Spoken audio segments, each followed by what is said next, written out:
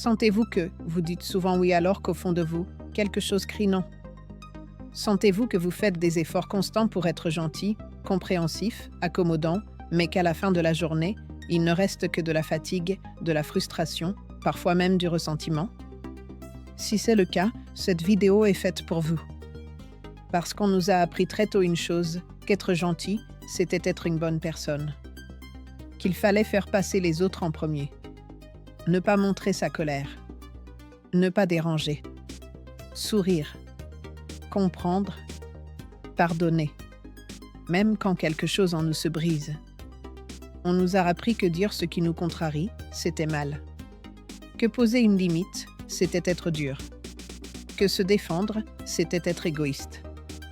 Alors on a appris à porter un masque. Le masque de la gentillesse. Un masque socialement valorisé, applaudi, encouragé, mais souvent profondément déconnecté de ce que nous ressentons vraiment. Avec le temps, cette gentillesse devient une obligation. Et ce qui était censé être une vertu se transforme en stratégie de survie. Index revers pointant vers la droite blanc, une stratégie pour éviter le conflit. Index revers pointant vers la droite blanc pour éviter le rejet. Index revers pointant vers la droite blanc pour rester accepté. Index revers pointant vers la droite blanc pour ne pas perdre l'amour, l'appartenance, la place. Et là, quelque chose bascule. La gentillesse n'est plus un choix, elle devient une identité. On n'est plus gentil parce qu'on le veut, on est gentil parce qu'on a peur. Peur de déplaire. Peur d'être perçu comme mauvais. Peur d'être exclu. Et cette peur, on l'appelle souvent bienveillance. Dans certaines familles, dans certaines éducations, on préfère un enfant gentil à un enfant vrai. Parce que l'enfant gentil ne confronte pas. Il ne dérange pas. Il ne révèle pas les incohérences. Il régule le chaos en se taisant.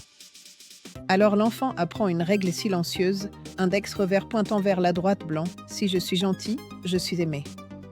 Si je ne le suis pas, je deviens dangereux. Et cette règle, on la transporte ensuite à l'âge adulte. Dans le couple, au travail, dans la société. On valorise le salarié compréhensif, le collègue qui encaisse, le voisin qui se tait, la personne facile. Et on appelle ça l'esprit d'équipe, la maturité, la bienveillance, le vivre ensemble. Mais très souvent, ce sont juste des mots élégants pour désigner autre chose. Index revers pointant vers la droite blanc, la soumission. Index revers pointant vers la droite blanc, la loyauté à sens unique. Index revers pointant vers la droite blanc, le refus de questionner les rapports de force. Alors j'aimerais poser une question simple, mais essentielle. Index revers pointant vers la droite blanc, d'où vient votre gentillesse? Est-ce un élan libre, clair, sans tension intérieure? Ou est-ce une réponse conditionnée, dictée par la peur, l'habitude ou le besoin d'être validé?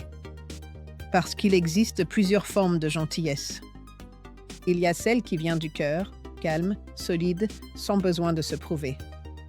Et puis il y a celle qui sert à sauver une image morale, à rester la bonne personne dans l'histoire, à garder l'ascendant sans jamais confronter. Il y a aussi celle, plus silencieuse encore, des personnes qui ont tellement appris à s'adapter qu'elles ne savent même plus ce qu'elles veulent. À court terme, tout cela fonctionne. On est intégré. On est apprécié. On fait partie du groupe. Mais à long terme, ça épuise. Ça use le système nerveux. Ça crée une dissonance permanente entre ce que l'on montre et ce que l'on vit réellement. Le problème n'est pas la gentillesse. Le problème, c'est quand elle devient un masque social qui nous coupe de nous-mêmes. Alors je vous laisse avec cette invitation simple, index revers pointant vers la droite blanc, pensez à une situation récente où vous avez été gentil, mais pas juste avec vous-même. Et demandez-vous honnêtement, est-ce que j'ai dit oui par peur? Pour protéger mon image? Ou par réel choix intérieur, sans ressentiment? Ce n'est pas une remise en question morale. C'est un acte de lucidité. Parce que la vraie bonté ne vient pas de la peur, elle vient de la force intérieure.